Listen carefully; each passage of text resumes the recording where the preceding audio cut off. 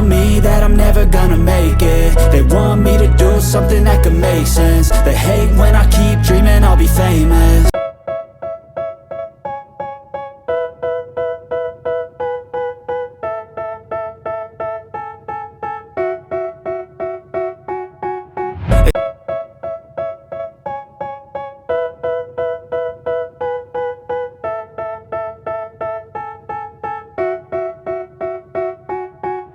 They tell me that I'm never gonna make it. They want me to do something that could make sense. They hate when I keep dreaming I'll be famous, but I don't give a fuck, I'ma keep chasing.